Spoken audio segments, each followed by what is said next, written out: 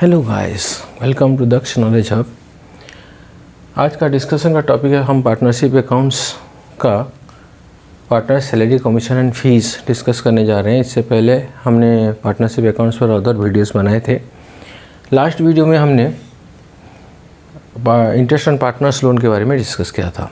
तो partner salary commission fees के बारे में डिस्कस करने से पहले इनका मीनिंग जानना ज़रूरी है। तो salary means if a partnership pays any amount to a partner for his activities for the partnership, then it is called partner salary। अगर मान लीजिए कोई एक्टिव पार्टनर है जो कि पार्टनरशिप के लिए कुछ काम कर रहा है, इसके बदले में पार्टनरशिप उसको अगर कुछ पेमेंट कर रहा है सैलरी के तौर पर, उसके पार्टनर सैलरी कहा जाता है। उसी तरह किसी विशेष काम के लिए पार्टनरशिप पार्टनर को कमीशन भी दे सकता है। अगर मान लीजिए कोई पार्टनरशिप के लिए कोई स्पेशलाइज्ड सर्विस प्रोवाइड कर रहा है तो उसके इसमें पार्टनर्स फीस भी दिया जाता है। तो अब इसके अलाउबिलिटी के बारे में डिस्कस करते हैं। तो पार्टनर्स को सैलरी कमीशन और फीस कब अलाउ किया जाएगा? तो पार्टनरशिप एक्ट कहता है कि अगर पार्टनरशिप डीड में पहले से ही एग्रीमेंट किया गया हो कि किसी पर्टिकुलर पार्टनर को सैलरी या कमीशन या फीस दिया जाएगा, तभी उनको सैलरी कमीशन या फीस अलाउ किया जाएगा। अदरवाइज़ बिना एग्रीमेंट के किसी पार्टनर को सैलरी, फीस या कमीशन नहीं दिया जा सकता। अब इसका आता है कि amount of salary commission fees कितना होगा। उसके बारे में इनकम टैक्स एक्ट के कुछ प्रोविजंस हैं जिसमें सैलरी कमीशन और फीस का लिमिट फिक्स किया गया है, जो कि हमारे डिस्कशन के बाहर है। हम अकाउंट्स का पोर्शन ही डिस्कस कर रहे हैं। सो इनकम टैक्स एक्ट को हम अभी इग्नोर कर देते हैं।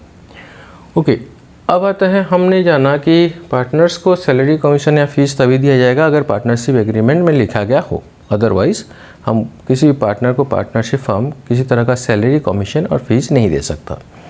देन इसका जर्नल एंट्री में आते हैं। तो जब हम पार्टनर्स को सैलरी कमीशन या फीस देते हैं उसके लिए एक एंट्री होगा। देन उस सैलरी कमीशन या फीस को ट्रांसफ़र करने के लिए भी एक एंट्री होगा। जनरली ये जो पार्टनर सैलरी कमीशन और फीस होता है वो एप्रोप्रिएशन ऑफ प्रॉफिट होता है, मतलब नेट प्रॉफिट निकलने के बाद उससे हम सैलरी कमीशन या फीस देते हैं। तो जर्नल एंट्री में चलते हैं। तो फर्स्ट आता है व्हेन सैलरी कमीशन और फीस अलाउड टू पार्टनर। अगर किसी पार्टनर को हम सैलरी कमीशन या फी अलाउ करते हैं उसके लिए जर्नल एंट्री क्या होगा? सो वो होगा पार्टनर्स सैलरी और कमीशन और fees account debited to partners capital और करेंट अकाउंट। यहाँ पर एक चीज़ ध्यान देने वाली बात है कि अगर क्वेश्चन में सैलरी दिया हो तो सैलरी डेबिट होगा, कमीशन दिया हो तो कमीशन डेबिट होगा, फीस दिया हो तो फीस डेबिट होगा। हमको तीनों चीज़ एक साथ लिखने की कोई आवश्यकता नहीं है। नेक्स्ट है partners capital and current account. जब हमारा फ्लक्चुएटिंग कैपिटल मेथड है उस समय पार्टनर्स कैपिटल अकाउंट होगा और फिक्स्ड कैपिटल मेथड के केस में पार्टनर्स करेंट अकाउंट होगा। ओके, देन इसको ट्रांसफ़र करेंगे profit and loss appropriation account में। ट्रांसफ़र ऑफ सैलरी कमीशन और फी, इसके लिए एंट्री होगा profit and loss appropriation account debited, profit and loss appropriation account debited to partners salary commission और fees account.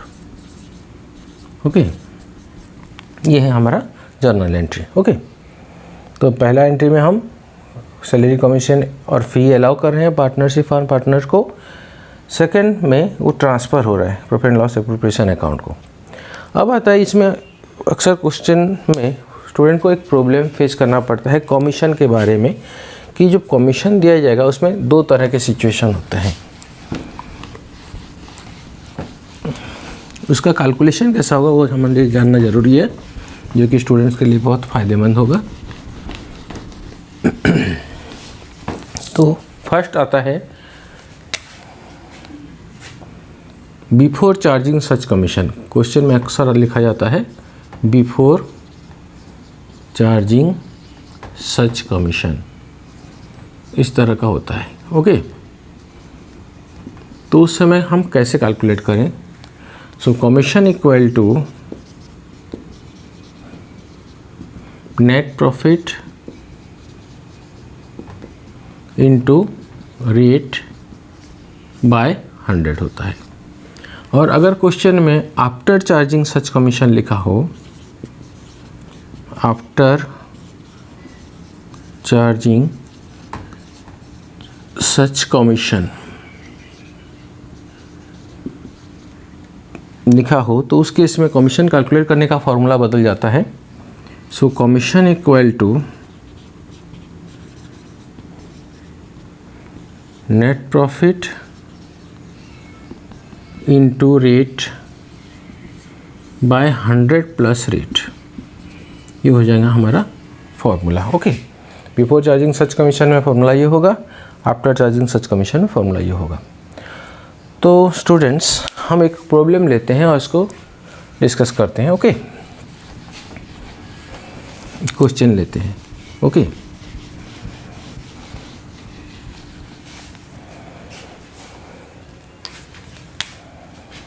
Question हुआ in a partnership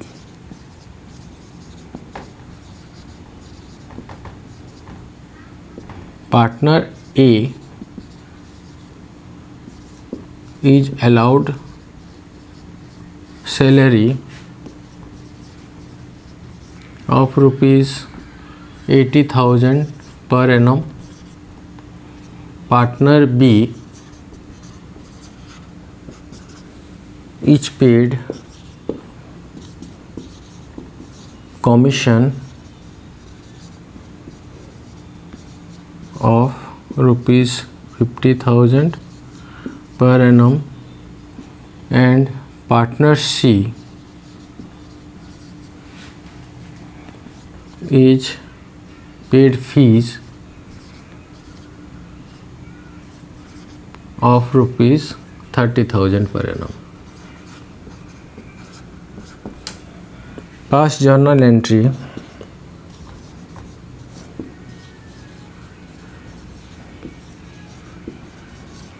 to record the above transaction.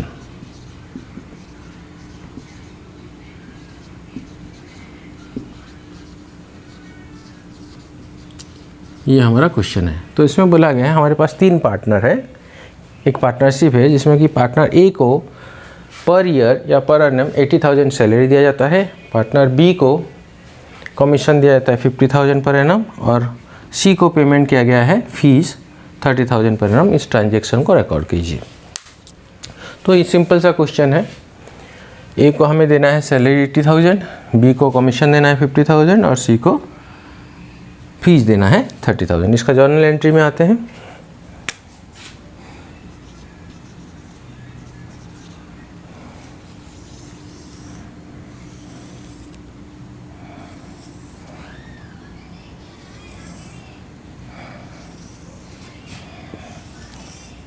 Heading देते हैं, यहाँ पर आया date, then particulars,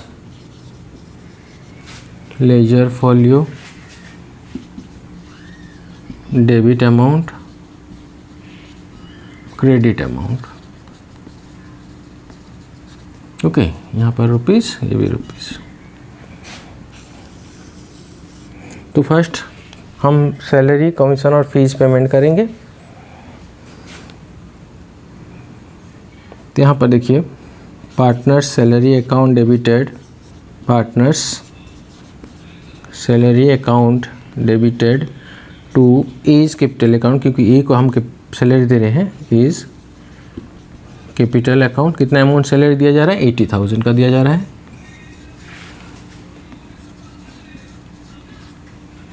being paid salary to A, being paid salary to A, then partner B को हम दे रहे हैं commission, so partners commission account debited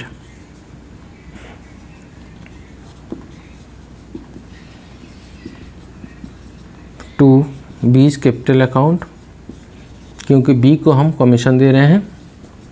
ये कितना अमाउंट है 50,000 का, सो डेबिट में 50,000 एंड क्रेडिट में 50,000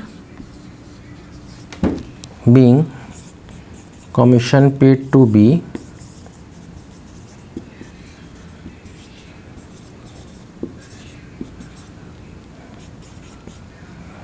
देन सी को हम फीस दे रहे हैं partners fees account debited to C's capital account. कितना अमाउंट का हम फीस दे रहे हैं 30,000 का, so 30,000 being fees allowed to सी।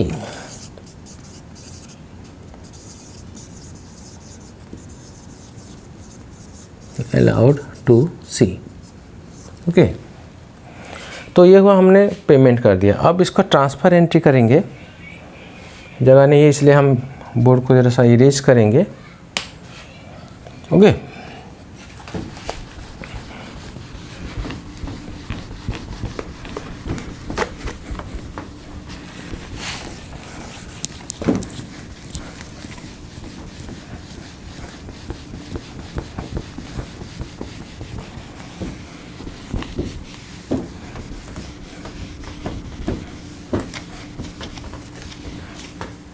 तो उसके लिए ट्रांसफ़र एंट्री होगा, सिंगल एंट्री में हम ट्रांसफ़र करेंगे।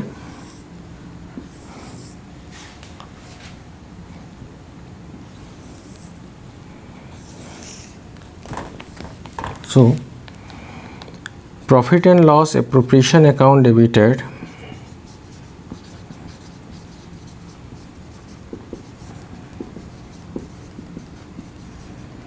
To partner salary account. कितना अमाउंट था 80,000, क्रेडिट में जाएगा to partners commission account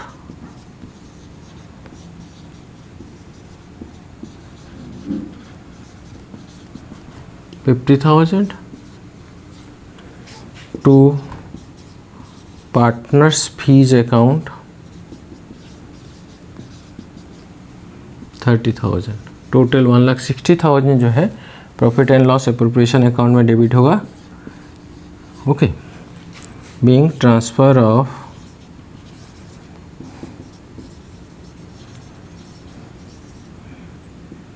salary fees and commission,